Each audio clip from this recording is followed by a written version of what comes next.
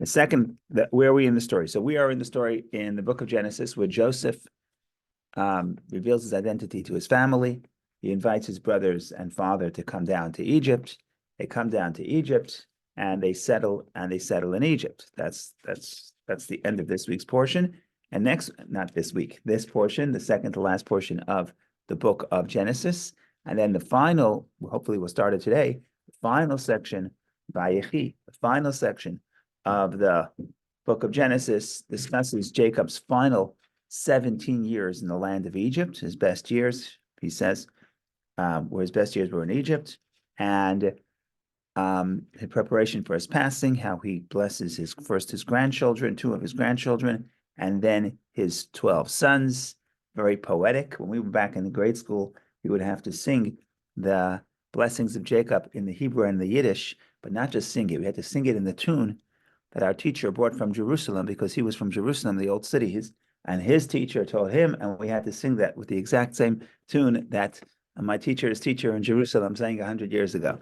So that was first poetry that we studied about by heart, was the blessings of Jacob. Still remember it today in the third grade, back in 1990, not 1890, 1990. Okay, so that was the portion of Vayechi. So I like Vayechi. Okay, the end of this parsha, where it talks about how they settled in Egypt. So here we have a little bit of the economic plan, Joseph's economic plan. We discussed this last time, that Joseph, people are critical of Joseph. And essentially what Joseph is doing, I'll try to be brief because we already discussed this. Essentially what Joseph does is he nationalizes all the fields and all the animals and everything for Pharaoh, because the people need to buy bread. They run out of money and they say, we don't have bread. So we'll sell you our cattle. So he buys up all their cattle for bread. And then they run out of cattle. So they still need bread because there's a famine. So he says, give me your land. So they sell him the land. And after that, they come to him and say, we have nothing left. So then he says, you know what, here, I'm going to give you grain. You're going to plant the grain. But because you don't own the land anymore, so you're going to have to pay tax. How much tax? How much tax would you think would you have to pay if you don't own the land? So he says 20%. 20% goes to Pharaoh, you keep 80. Dr. Ken is not so, that could have been worse, right? It could have been worse.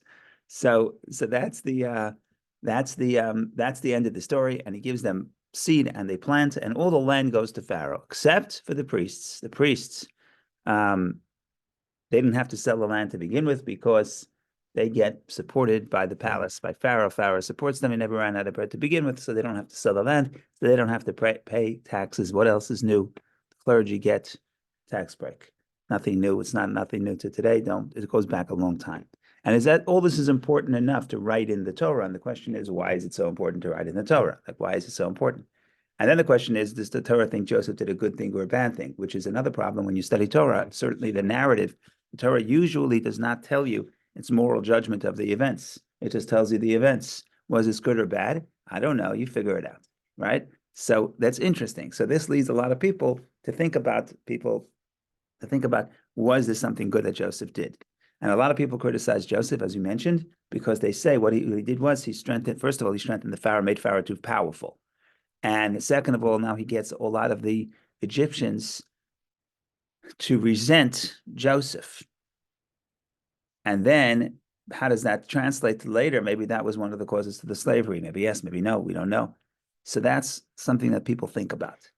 The other side, in defense of Joseph, is the commentaries who point out that, going back as far as a few hundred years, to the classic commentators, 800 years, that if you look carefully, it's interesting that when the people came to Joseph and they said, we want bread, we ran out of bread, take our land, they say, acquire us, and we will be servants to Pharaoh, or slaves to Pharaoh. Avadim in Hebrew, slaves or servants, the same word. So, and Joseph specifically does not accept that proposal, and he does not accept them to serve Pharaoh. Here's in some sense, they remain free people. And the only thing he says, okay, the land belongs to Pharaoh And what does that mean? It belongs to Pharaoh. It means that they have to pay 20% tax.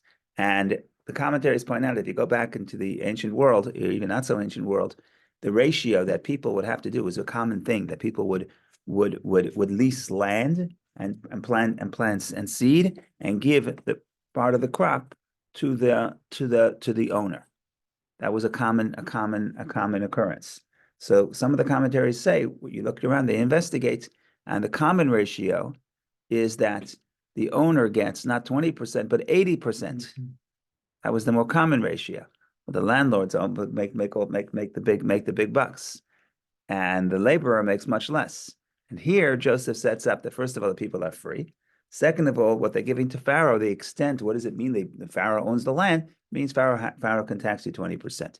So they're saying that Joseph is actually minimizing the control of Pharaoh over the people and over the economy.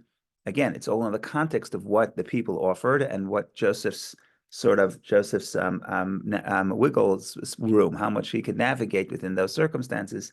And that is what we discussed last time. And that is what, that's really the discussion on this page, and why it's in the Torah. It's in the Torah. Maybe it's in the Torah because maybe this helps explain how the savior of Egypt, or the family of a savior of Egypt, then becomes enslaved.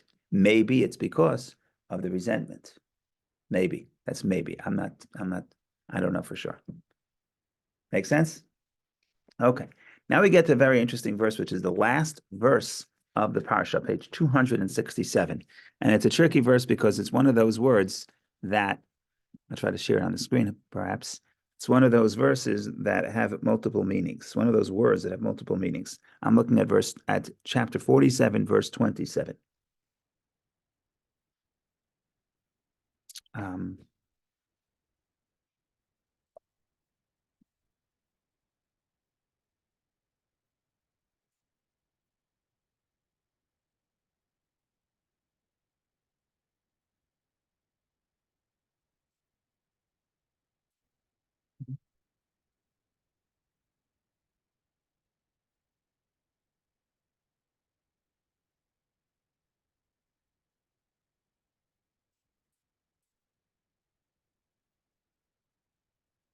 So is there an assumption that before Joseph did this new text, there was no text? I don't know. That's a good question, but I don't know. Maybe it wasn't to everybody. Maybe there were noble people that did not have to pay. I don't know exactly how it worked. I'm sure people look into this. You know, the study of ancient Egypt is Yes, it's very developed. So I'm sure there are people who compare this kind of stuff. But it could be, it means that to everybody, right? I'm sure there were certain people that had their, I don't know. The short answer is I don't know. The other answer is I'm sure people know. I don't, they're not my friends, but I should make them. I should become their friends. Yes.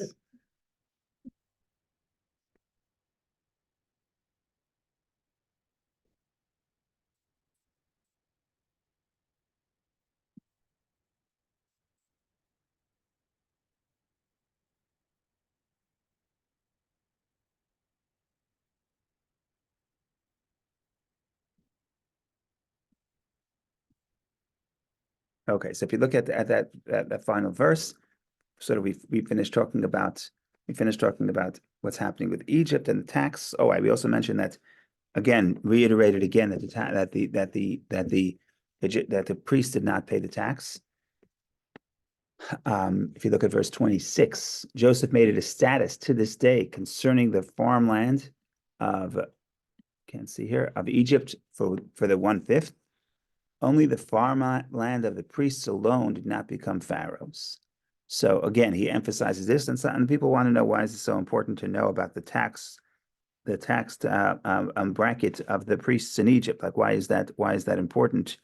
So again, there are different theories. One theory would be that Joseph establishes the concept that there is a class of priests, of clergy, and they don't have to pay what other people pay. And the result would be that that's a common concept in Egypt, and therefore, even when the Jewish people are enslaved, the tribe of Levi would not enslaved. And they could study Torah, and they could preserve the teachings of the Jewish people. That's according to the Medrash. Maimonides talks about this, that while most of the Jewish people, when they were in Egypt, sort of assimilate into the idol worship. Tribe of Levi does not. And you also see that Aaron and Moses and others are walking in and out of Pharaoh's palace, that they're not really enslaved. So where does that come from? Some people say that's Joseph's doing in establishing the concept in the popular imagination that the priests don't pay, they don't work, they're dedicated to the service of God. Another interesting thing is if you think about it, compare it to the priests in the Jewish culture, because a lot of things that you think about in Judaism is in some ways a response to Egypt. A lot of times the Torah says, don't have the abominations of the land of Egypt, right? So we can't go back to Egypt. Some people would say that some of the mitzvot are in the Torah are a response to the culture of Egypt, because Egypt was the most important culture in the region at the time, or in the world at the time.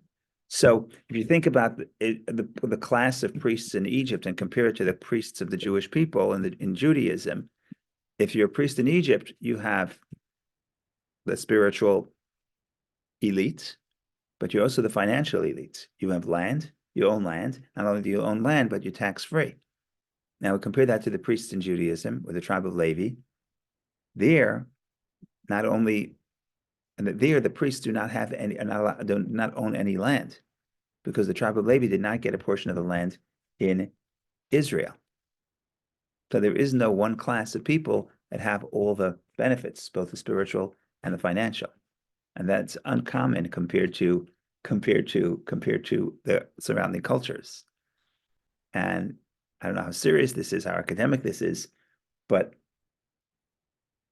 you would think that there's if Moses is introducing the Torah from his own volition, if he didn't get it from Hashem, there's no class of people that benefit. Everybody suffers. In other words, everyone has restrictions. The Levites have even more restrictions. The priests have even more restrictions. Can't own land. Who they can marry is restricted, et cetera, et cetera.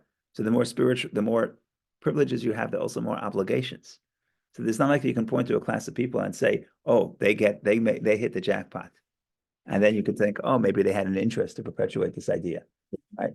So it's an interesting thing to contrast the priests of Pharaoh, of Egypt, with the priests that will emerge later for the Jewish people. So that is verse 26. Now we get to verse 27.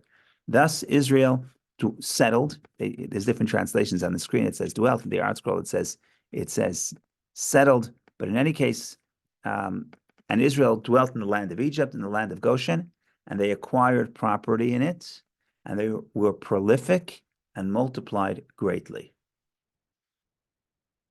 It's interesting that it says the word Yisrael, Israel, which is the more positive name, but it's also the name of the nation as opposed to the individual person. So that would make sense. Israel dwelt in the land of Egypt, in the land of Goshen, and they acquired property in it. What does that mean? The word in Hebrew, vayeochazu. So yeochazu is an interesting word. What does Rashi say on yeochazu? Rashi says, it's funny. There's two in Rashi itself. There are two versions of what Rashi is saying because the two words are so similar. Achuzah means an estate. Does an achuz mean percentage? Achuz, Like yes. Percentage. That's also a biblical Hebrew word. It's in the Torah. Yeah, I have to see how that's related. So think about that. So give me just a second for that. But in the meantime, achuzah, which is the word that says here, so achuzah is an estate, and not only an estate, but an inherited estate. The Torah has specific laws of sale. How do you sell land in Israel? Not so easy to sell land in Israel because you can only sell it for 49 years, because then the Jubilee comes, and then the land goes back to its original owner. There's all kinds of laws how to sell land. And there's a distinction between land that you acquired and then stay achuzah, the land of your inherited estate. In other words, when the Jewish people came into Israel, they divided the land, then you pass that to your descendants. That's called an achuzah. So achuzah is an inherited estate. And that seems to be that they ye'achazuba, that they acquire estates. Rashi also says that the word le'echoz is also to grasp. So they grasp the land, right? That's how you grasp the land if you're settling. And So here, these are sort of positive terms. They get an estate, they inherit estates, and they grasp the land. So when you read this verse, everything seems very positive. But the Medrash says something else. The Medrash says, and other commentaries pick up on the Medrash and say, this verse is actually a critique. And why it's a critique? So there's 2 points. First of all, compare this to what the Jewish people what the brothers tell Pharaoh when they first come to Egypt. So when they first come to Egypt,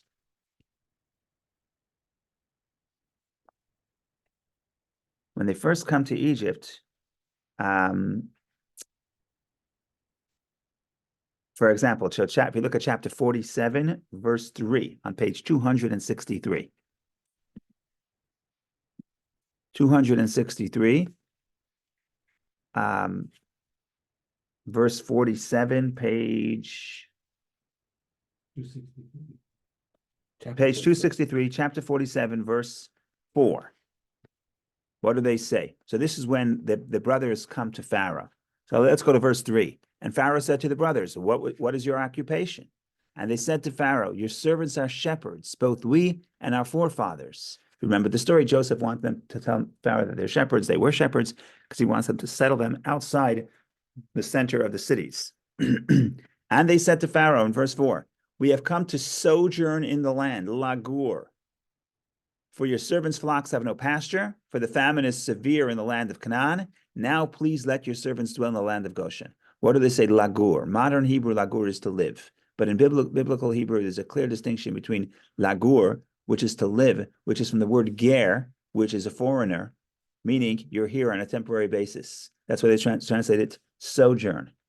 We're not really settling here, right? So they say basically we're in Egypt. They said, how do they translate? We can sojourn in the land. Wow. Pharaoh says, what are you doing? Look, what's your occupation? He said, well, we raise cattle. There's no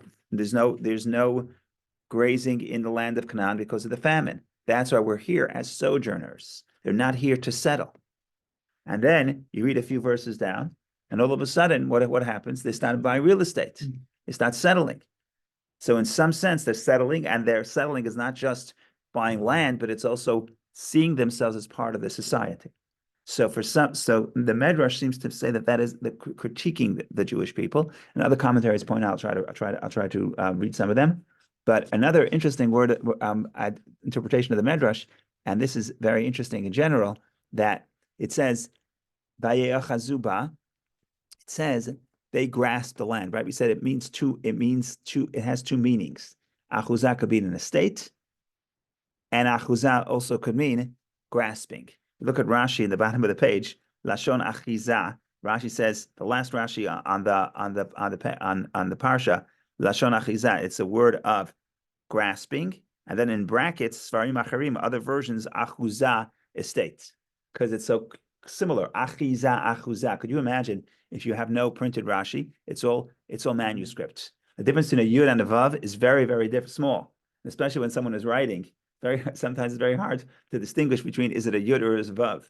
So no surprise then that you have now 2 versions in Rashi: achiza, which means grasping; achuza, which means estate, because it's a very small yud, and when you write fast, it's very hard to unless you know the context of the word. But here we have 2 words that yud and a vav. It means the same thing, just how far you're going down with the line. Some people's yuds are longer than others.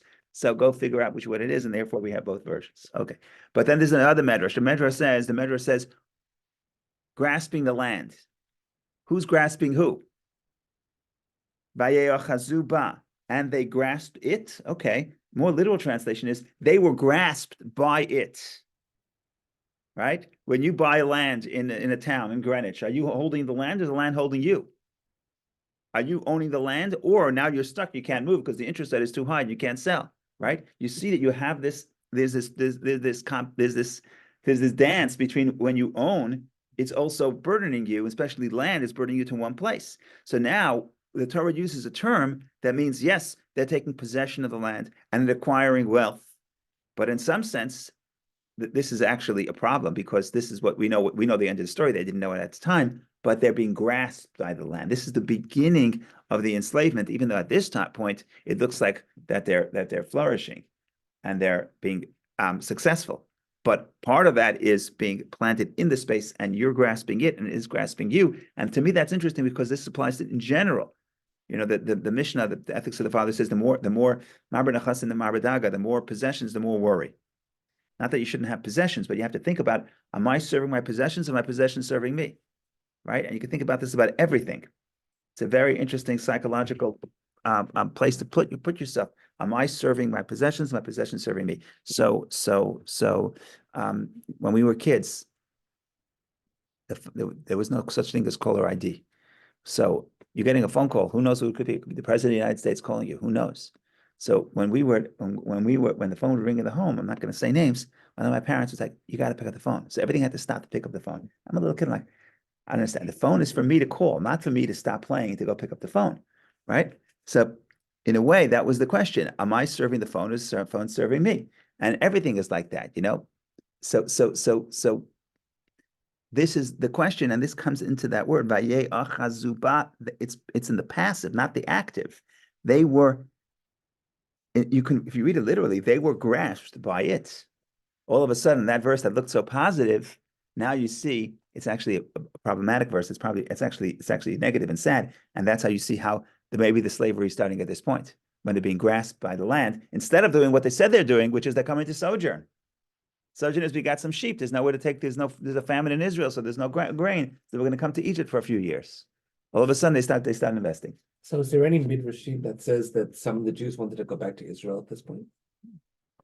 Not that I know it, because there was we don't see any. So we discussed this last time. Why did they stay? And Jacob himself understood that we have to be here in Egypt. So I don't think it was a question of, are we running back to Egypt, to Israel tomorrow? But I think it's a question of, in their perception, how do they see themselves, right? You can be here for 100 years. The joke is that if you know an Israeli, every Israeli who moved to outside of Israel, they say, we just left Israel, we're going right back. How long have you been here? For 20 years, 30 years, 40 years, but they're going right back. And that's a very healthy space because it's not about how in their perception, in their mind, they're not really here. They're part of Israel, right? So that's the attitude. So it's not about were they running back. It's a question of, in their perception, they now are being grasped. They now feel that this is our place. And that's the beginning of the deterioration, because it's very hard to enslave people if they're not really here. They can always pick up and leave, but it's harder to pick up and leave once you start accumulating assets. So not that assets are bad, but there's this price. There's always a price between grasping and being grasped. But aren't they held to the land? Otherwise, because of the food? For the famine was for a few years. We discussed this last week. It could be it ended then, it could be it didn't end then, but at a maximum it was 5 years. And we're talking about they stayed in Egypt even before the slavery started. The intensity of the slavery started. They were in Egypt for 210 years, of which the last 86 years was intense slavery. So they've been living there for decades, century, before any slavery develops. So go ahead. Going to a more basic concept, we talk about famine, but the famine probably was because of drought, wasn't it? Drought. The famine was a drought because Israel there's not that much rain. It's sort of at the point where sometimes it rains, sometimes it doesn't. What's unusual for Egypt to have a drought because Egypt gets the Nile. Egypt gets sustenance from the rain from the Nile, and the Nile is fed from the Central Africa where it doesn't stop raining. So that's why when Joseph says there's going to be a famine, no one else would think that there's a famine because the famine is very unusual in Egypt. But in Israel, it's very, very common. In the days of Abraham, there's a famine. Days of Isaac, there's a famine. Now, in the days of Jacob, there's a famine. Once a generation, there's a famine in Israel because of the where it's geographically located. Yeah. Rabbi, in addition to all those reasons that you stated, which probably could have caused the beginning of slavery and dissatisfaction of Egyptians, I have a question about the land, because the Egyptians' land was nationalized. What about the Jewish land? Was it nationalized as well, or was it, in a contrast to Egyptians, Jews remained in possession of their land? I don't know the answer to your question. My guess is that Jews would have to pay 20% tax, and I'm going to say for two reasons. Number one, because it says that there's an exception. The exception is the priests. If you say that there's an exception, that means that's the only exception. That would be my guess. On the second point is, where would Jewish people get land from? When they first came, especially farmland. When they first came, they are shepherds. They're raising cattle. They're nomads. They move around. At some point, they want to settle. How are they going to settle? They're going to buy land from somebody. They're going to buy land from somebody, but there's already a previous lien from the government that you have to pay 20% tax. So I don't know the answer to your question. If I had to guess, I would say the Jewish people would also have to. But yeah. But it's also, according to the Medrash, not even Medrash, I'm sorry, according to the verse itself, we mentioned this last time also, that Joseph also moved people around. He basically forced migration. He moved cities from one area of Egypt to the other. The Torah says so explicitly. You don't need to rely on the Medrash for that. If you see it, I'm pretty sure the Torah says it clearly, unless I didn't drink enough coffee. But yeah, I think so.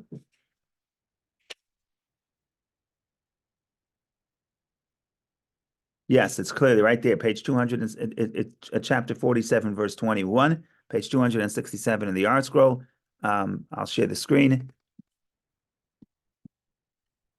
Which verse did I say? 21. So let's see 20 and 21. So Joseph bought all the farmland of the Egyptians for Pharaoh, for the Egyptians sold each one his field, for the famine had become too strong for them, and the land became Pharaoh's. Verse 21. And he, meaning Joseph, transferred the populace to the cities from one end of the boundary of Egypt to the other end. So what does that mean? So let's see what Rashi says. I believe there's a Rashi here. Says Rashi 21.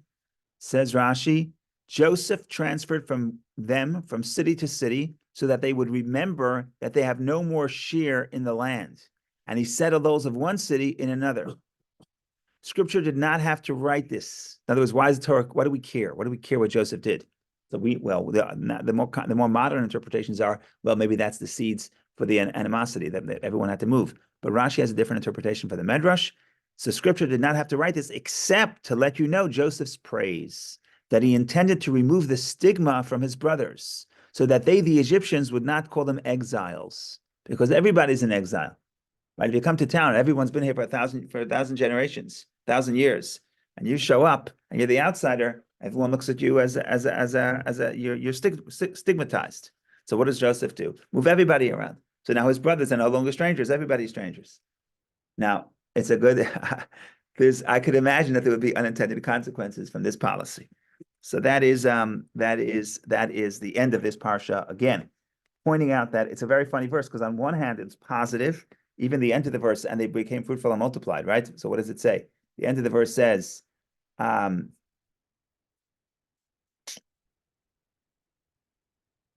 they were prolific and multiplied greatly. So that's a beautiful verse. But it's beautiful, but again, it's very positive. They're acquiring wealth and they're multiplying, but this may be again this verse may be the seeds of the slavery to come. So you always have to look deeper dimension and make sure that you are grasping and not necessarily being grasped. And I don't have to bring. Yeah, that's it. Enough said. Before I get into trouble. So the fact that it ends with the word ma'od is very significant, isn't it? Ma'od is very strongly, right? So it's very, and later we're going to see that's one of the threats. One of the problems that the Egyptians say is that the Jewish people are multiplying. They're becoming too many.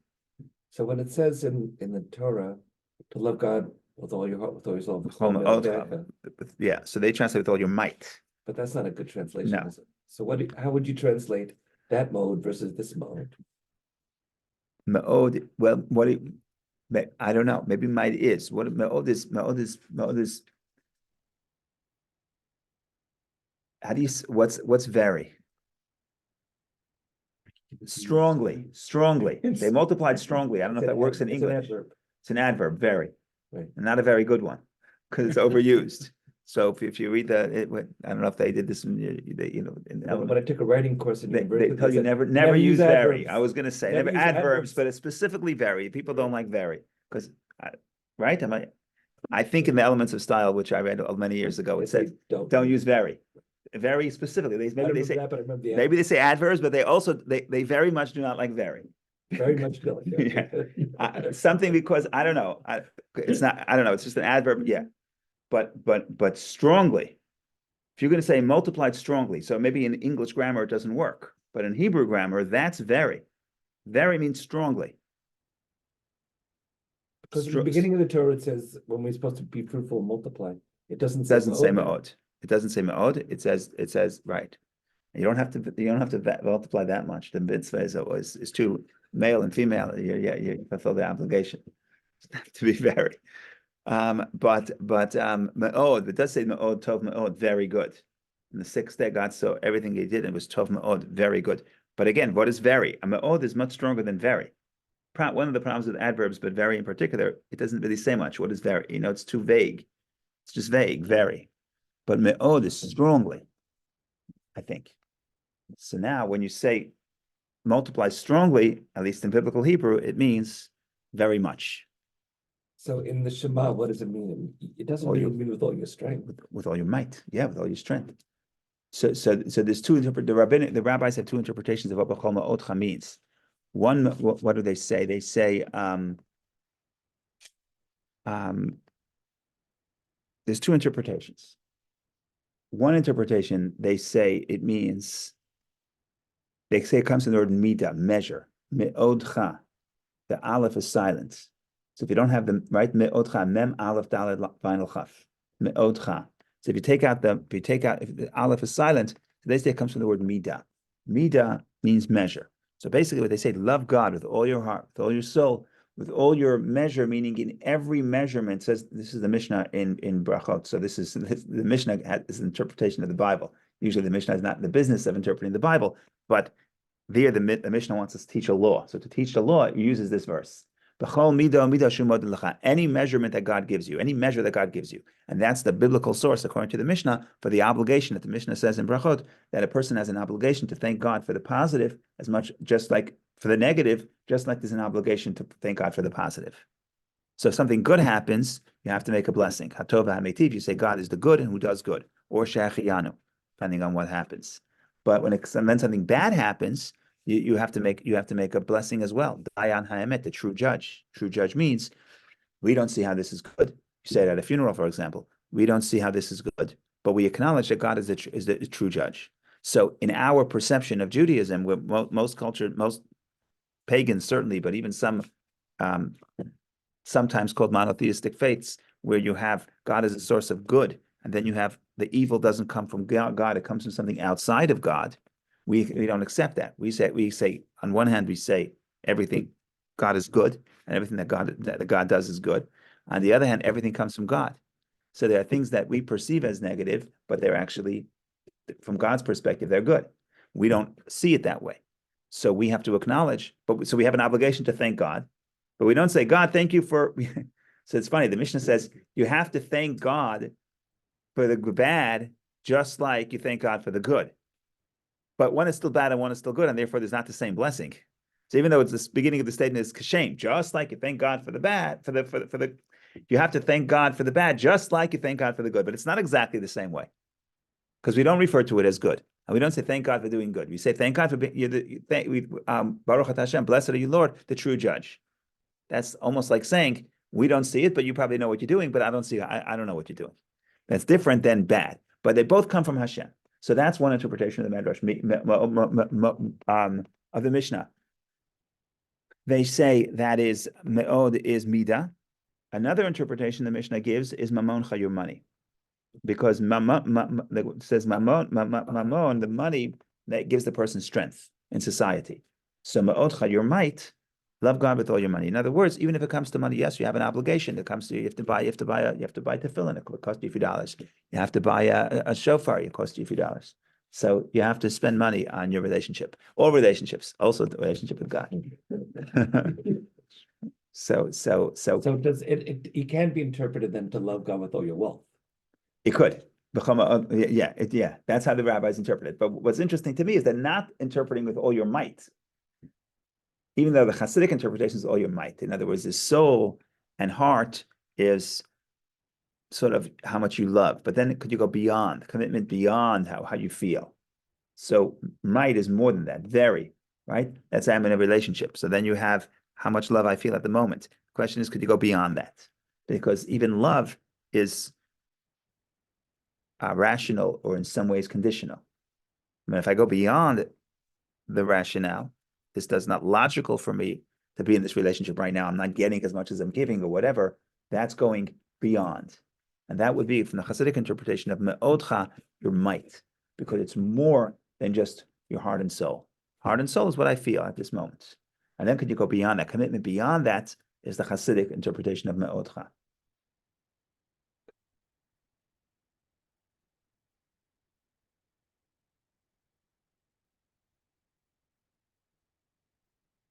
What's biblical, the meaning ode in Hebrew, it's, in modern Hebrew, it means ode is more. That's with the ayin. That's a different word. But what does it mean in the biblical Hebrew with an ayin? Also more. More. Yeah. My daughter's first word was in Hebrew, and it was the best word you can ever. It's like the best bang for your buck. Her first word was od, more. So it's the best word. Think about it. Whatever she wants, you just said more. It's actually a very good word. You don't have to say pass the milk, pass this. But more. What could be better? More is a great word. And is this connected to ed, like witness? That would be with an ayin. That's an ayin too. Yeah, that's an ayin. Yeah. Okay, let's think about the anomaly of these two portions. I'm looking if I have a book, which is the Tikkun. I have one. Give me just 1 second, and I'll show you what we're referring to. Oh, first, it's usually a bad thing. Yeah.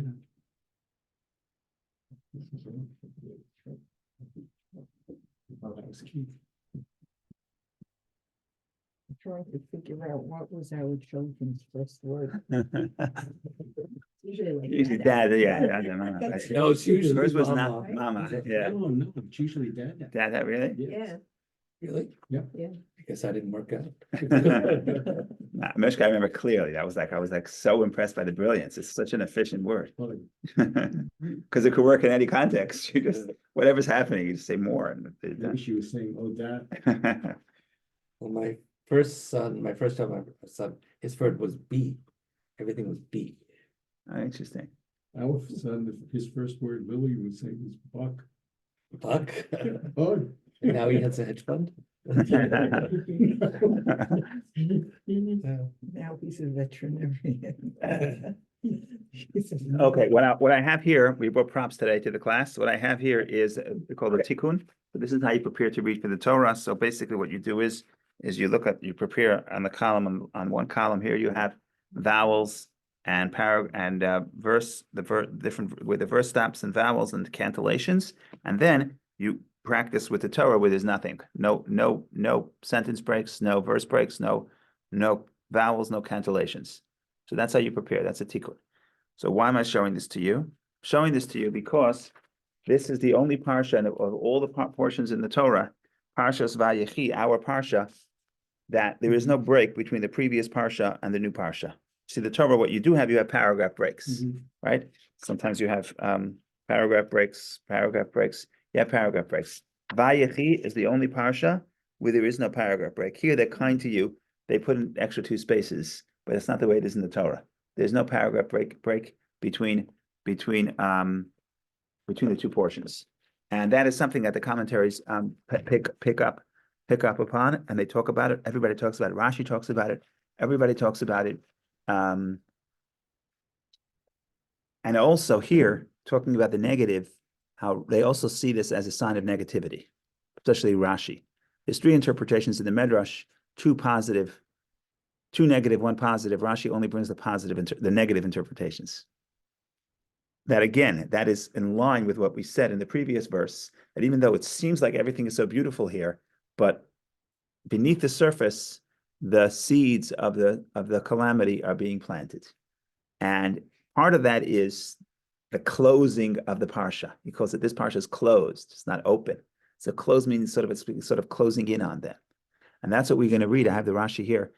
I'm sure the article has some of it too, but I'm just going to read it on the screen because here the screen is Rashi. So it says, did I share the screen? No, I didn't, so I'll share it now. Says the verse, new parsha, Vayechi Yaakov, also this verse, this This seems like a positive verse. Yaakov, Jacob lived in the land of Egypt for 17 years. And Jacob's days, the years of his life, were 147 years. If you're looking at the article, it's page 269. Okay, so he lived for 147 years, and he lived 17 years in the land of Egypt. Now, 17 years, if you're into gematria, numerology, if you're into the connection between letters and words, 17 has the numerical value of good. So we discussed this, I think I mentioned last time. 962, test is 9, Vav is 6, bet is 2. So 17 years. So if you say Jacob lived 17 years in the land of Egypt, you're talking to a numbers person. What you're basically saying is that Jacob lived 17 good years in Egypt, which he did. If you track Jacob's life, whenever he's in Israel, he's suffering. Out of Israel, not necessarily suffering, except when he was working hard. Here, he's in retirement. Everything is good. Final 17 years of his life were good. So you're reading this verse. Seems like everything is nice. What does Rashi say? Says Rashi, why is this section completely closed? Lama parsha zu stuma, meaning in the Torah, there's no paragraph break between last parsha and this parsha. Because as soon as our father Jacob passed away, the eyes and the heart of Israel were closed, quote unquote, became dark for them because of the misery of slavery. For they, the Egyptians, commenced to subjugate them. In other words, what Rashi is saying is that, yes, the intensity of slavery happened in the last 86 years, but the process begins, the beginning of the subjugation happens when Jacob passes away. Now, Jacob is passing away at the end of this parsha, not at the beginning of the parsha. But yeah, you want to make the point. The only way to make that point, not explicitly, implicitly, you have to find a place that you'd expect the parsha to be open, the paragraph to be open. You close it, and everyone is going to say why. And the answer is because the slavery is closing in. That's one interpretation. Another interpretation. Another explanation, that Jacob, attempted to reveal the end of the exile to his sons, but it was closed off, concealed from him. This appears in Genesis Rabbah. Later on in the story, there's an interesting story. Jacob calls his children to bless them. And I mentioned that he blesses his children in this week's parsha. The problem with that story is that when he summons them, he doesn't summon them beginning of chapter 49. It may pay to look at it for a second. Page 275. Page 275, verse 49. So read the beginning of the verse. Jacob called for his sons and he said, gather and I will tell you what will happen to you at the end of the days. If you're the child and your father says, come and I will tell you what will happen at the end of the days, you're very excited. You're going to know what's the end of the days. In the Bible, the end of the days is sort of Messianic era. It doesn't have to be Messianic era. It could be what's the end? What's the end game? When are we going back to Israel? Right? When is the exile end? That could be what it means. Different interpretations. The bottom line is he never does that. Look at the second verse, verse 2. Gather and listen, sons of Jacob, and listen to Israel, your father. And instead he starts going into Reuven, starts going to every child, blessing them or cursing them. First three were not blessed. The other ones were all blessed. So 1 second. What happened to the opening statements? Gather and I will tell you what will happen to you at the end of the days. So the simple interpretation is the blessing is the end of the days, right? In the future, you're going to be blessed. But Rashi here quotes the Medrash, and Rashi says, he attempted to reveal the end, but the Shekhinah, the divine presence, withdrew from him. So he began to say other things from Pesachim and Genesis Rabbah, Talmud and the Medrash. In other words, yes, Jacob wanted to tell his sons when the end of the days will happen, when the exile is done. So he gathers them and he says, come and I will tell you. But then all of a sudden, the Shekhinah, divine presence, departs from him, whatever that means. He senses that the God doesn't want him to say. So he changes the subject. That's what Rashi, quoting the Medrash, says in chapter 49. Now let's go back to the beginning of our parsha. Beginning of the parsha, Rashi says, you know why the Medrash is, you know why the portion is closed? You know why there's no paragraph break? Number one, because as soon as Jacob dies, the exile is sort of closing in on them. That's why the parsha is closed. Number two, because Jacob wanted to tell his children in 17 years later, Jacob wanted to tell his children, when is the end of the days? But the divine presence departed. So the words of Rashi, the words of Rashi. The words of Rashi Oh, Jacob attempted to reveal the end of the exile to his sons, but it was closed off, concealed from him. Okay, so that's what Rashi says. The bottom line is both of these interpretations are basically saying they're being closed in, either physically or spiritually, right? Because the first interpretation says the slavery is beginning, or at least the seeds of slavery are beginning. Second interpretation is sometimes if you're here, but you know when you're leaving, right? So psychologically, you're still free. I know when I'm going, I know when I'm leaving. But if we don't know the end, then you're in the dark, right? Not just physically, but also spiritually. So both of these interpretations emphasize that there's a problem coming, and it's alluded to by the fact that the Torah does not put these verses, does not make a paragraph break. So it happens to be that the Medrash says also there's a positive interpretation. Rashi doesn't quote it because Rashi is taking the view that what the Torah is trying to show us is that what seems to be positive is really negative in this context. They're settling, they're being successful, but being successful in Egypt is problematic because you think you're grasping it, really is grasping you. The third interpretation that Rashi gives, which is positive, that the Medrash quotes, which is positive, that Rashi doesn't quote, but I'm only saying it as a segue into the next interpretation, which is also positive, is that Rashi says all the calamities have been closed off from Jacob. When Jacob meets his father, when Jacob meets Pharaoh, we discussed this last time or 2 times ago. When Jacob meets Pharaoh, he tells Pharaoh, the years of my life were ma'at, were few, and they were ra'im, they were bad. Right? That's what he tells Jacob, and he tells Pharaoh. And Jacob, we discussed, why does he tell that to Pharaoh? Because he looked so bad. He looked very old. He looked much older than his real age. And he says the truth. He says, look, I'm not that old. I'm only 130 at the time. Not that old. His father lived to 175, and his grandfather to 100. His father 180. His grandfather 175. So he says, I'm not old, and I had a bad life. Says the Medrash, but in Egypt he had a great life, which is ironic. For Jacob, outside of Israel, he's successful. Why that is, we can discuss that. But the bottom line is that's the positive. When you say that the parsha is closed, it means that the tzarot, the difficulties, have been closed off from him. But Rashi doesn't quote the positive because he only quotes the 2 negative because that's the picture he's trying to paint. That's the picture he's painting, that it seems to be positive. Everyone's growing, everyone's flourishing, but there's an underlying sadness that we know the end of the story, and Jacob himself probably knew because they knew about the slavery and the promise to Abraham. So there's sort of a sadness in the background. That is Rashi, and then the positive one. Then there's a beautiful interpretation from the Kli Yakar quotes this.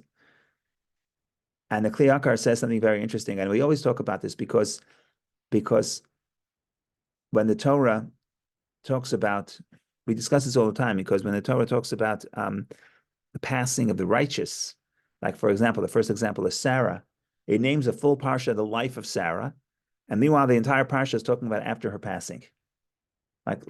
Like the first verse, Vatamat Sarah. Sarah lived for 127 years, and Sarah died. And the rest of the parsha is about Sarah's death, about purchasing the burial spot, etc. And the parsha is called the life of Sarah. So all the mystics love to talk about that true life is spiritual life. And true life, when a person is alive, you don't know that they're alive, ironically. You're alive, or maybe you're just here, but are you alive? If your legacy perpetuates after your passing, then it's everlasting life. Then it's true. Then it's spiritual. Then it lasts. We had a teacher who said, I guess, I don't know why he would say it, but I still remember in high school. So are you alive because you weren't hit by a truck, or are you alive because you're alive? In other words, are you really living, or okay, I wasn't hit by a truck yet, so I'm still alive. No. Life means that you're accomplishing something. Life means you're achieving something spiritual, and if it's enduring, the best way to see life, the best way to see if your life was meaningful is if it passes on, if it continues, perpetuates after your physical passing, because then that means then you achieve true life. So that's what the commentaries say in general, based on a piece of Talmud. A piece of Talmud says that if you look at Jacob, Talmud says Yaakov Avinu lo met. Jacob, our father, did not die. The problem is that specifically about Jacob, and it doesn't say he died. It says he was gathered to his parents. It doesn't say he died. The problem is that the entire end of the parsha talks about his funeral. The greatest funeral in the entire Bible is Jacob. It talks about how they embalmed him and how they buried him, how they cried for 70 days. There's a whole parsha, there's verses and verses about his funeral. So the Talmud says, what are you talking about? Jacob didn't die. So they embalmed him for no reason, And why did they eulogize him? And why did they bury him? All this is for no reason. So the Talmud has a verse that quotes a verse from Isaiah. In short, what the Talmud says, Ma zaro b'chaim afu b'chaim. Because his descendants are alive, he too is alive. So if your descendants continue and they carry your legacy, that's when you're alive. So Jacob didn't die. What about Abraham and Isaac? Abraham and Isaac, well, they partially died because not all their children followed their ways. Jacob, all his children followed his ways, so Jacob didn't die at all. That's what the Talmud says. Says the Kli Yakar. Beautiful interpretation. Why is these parshas closed off? You know why? Because here you have it. The last verses of the previous parsha were, they were fruitful and multiplied greatly, meaning Jacob has many, many, many children, and therefore, don't break the parsha, read immediately, Jacob lived. Why does Jacob live? Because they were fruitful and they multiplied. And now you put those verses together, and that's exactly the biblical point. That's exactly the Talmudic point, that just like Jacob is alive, so too his children are alive. Yes, that's exactly what the Kli Yakar says. I can read it for you. Go ahead. How do they rationalize this against the Rebbe? Schneerson. Yeah. Because So he had no other children. yeah. So there's biological children and there's spiritual children, right? When the Talmud, this is, you don't need a Hasidic Rebbe for this. The Talmud says this. That basically there's a verse in the book of Numbers where it says these are the descendants of Moses and Aaron, and then you know what it lists? The descendants of Aaron. So all the commentaries say, going back to the Medrash, well, what's going on here? We're the descendants of Moshe. Can't say Nadav and Avihu, or not that Elazar and Tamar, they're not the descendants of Moshe, they're the descendants of Aaron. Says the Medrash, quoted in Rashi. Anyone who teaches his child's friend Torah, Hashem considers it as if you gave birth. So that's a spiritual child. Now, if you're helping another person, you're raising another child, either biologically or a non-biological child, doesn't really matter. It means you're giving birth, they're your child, and they perpetuate your legacy. So that's about that. But I figured we should conclude with that because the Kli Yakar does, and it's so beautiful. And also in our family, we're talking about this. We're having a unveiling and a 70th birthday party. How these two come together, I don't know, but apparently that's the plan. So at least you have a lot of people together, a lot of children and a lot of grandchildren. So that's the true life. Yes, Rabbi. Yashikayach. Vicky, go ahead, please. Oh, thank you, Rabbi. We're doing today. Yeah. Go ahead. There is a reason we needed to conclude this way, and I want to clarify the commentaries. Do they comment on actual physical life or continuation of the values? So it's vague. They don't say. It's funny. It's physical in the sense that it's real in this world. In that sense, it's physical. That's why you don't have to say they didn't die. You say they have a spiritual lasting. So the Talmud is using terms that sound like they're talking about physical life, but they're not. Because the Talmud's question is, but why did they eulogize them? Why did they embalm them? Why did they bury them? Oh, so obviously, physically, we understand that there's death, obviously. But the Talmud is using terms that they never died. I think what the Talmud is trying to do is say they don't only have an effect in the spiritual sense, but they actually have an effect in the physical world through their descendants. And Kli Yakar quotes different Talmudic phrases where child is like an extension of the parents. So in that sense, it's not just your legacy lives on, but it's you live on, because that child is part of you, and you're alive not just in the spiritual sense, which is obvious. Spirituality is life. Physicality is death in the sense that it's temporary, and spirituality is life because it's the source of life is God. But we mean even in the physical sense, you have an effect even in the physical world. So even in the physical world, you're alive through the children, either physical, biological, or spiritual children. I mean, even by the fact that it's only said about Jacob, we can derive that. So by Jacob, it was to the extent because all of his children exactly were fully aligned with his legacy. So with Abraham and Isaac, you can't fully say that.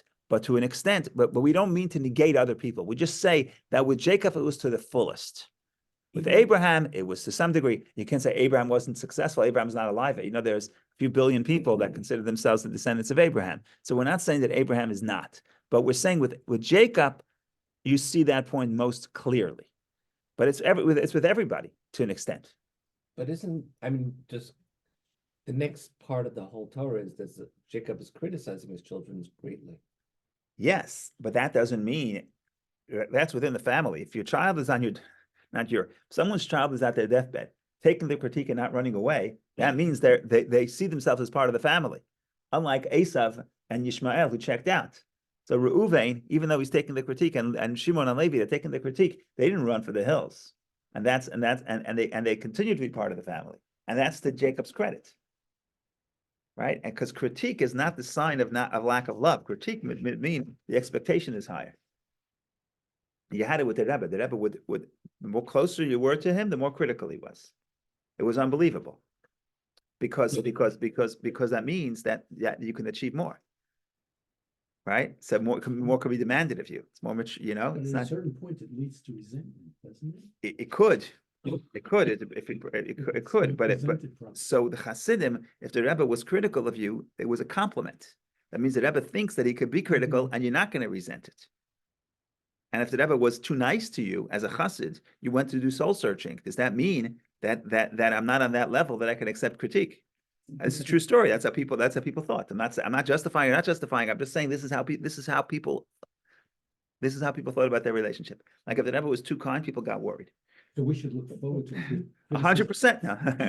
From our significant other. Not necessarily, because from the Rebbe, you knew it was coming only and completely out of love, and it was not only love, it was also coming from the point of seeing your potential, right? So it was coming from a point.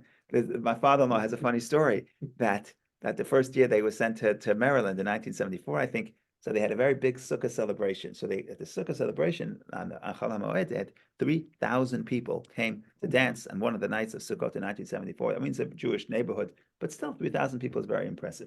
So the Rebbe had a Farbrengen on post Simchas Torah. It would start at 6:30 p.m. It would go for many hours, so people can drive in. People would drive in from other cities if it wasn't too far. And then after the Farbrengen, the Rebbe made Havdalah, blessing, and then give everybody what they call cup of blessing, a little bit of wine. And people would pass the Rebbe for a few hours, a few hundred people, a few thousand people, and everybody got a little bit of wine. The people would come in. So my father-in-law says the story. He came to the Rebbe, and he's passing the Rebbe, and it's noisy because everybody's singing. And he says, we had 3,000 people at the Sukkot event. And the Rebbe says, like he can't hear. Now this is either one thing, either he can't hear because there's too much noise, or I said something wrong. So he says, we had 3,000 people at the event. And he says, He says, we had 3,000 people. So the Rebbe says, you had 30,000? So for him, it was like 3,000 is nice, but you got to get 30,000. So that was just a little bit of conveying how people thought about a critique from the Rebbe. How do we get that? I don't remember. Oh, Reuven, Shimon, Levi, Jacob. If the critique is out of love, you're not going to run away. If you see that it's coming from a place of love, but it's not just love; it's also respect. It's also like if you have no expectations of the other person, then they can't disappoint you, right? And expectations comes from the point of, but you can expect more. The greatest compliment is an expectation. If I have no expectations of you, then it's because I don't respect you. So, or respect your ability. Okay, thank you all for joining, and in person and online. Thank you. This was great. It's great. Thank you very much. Have a wonderful week. Be well. Only good news.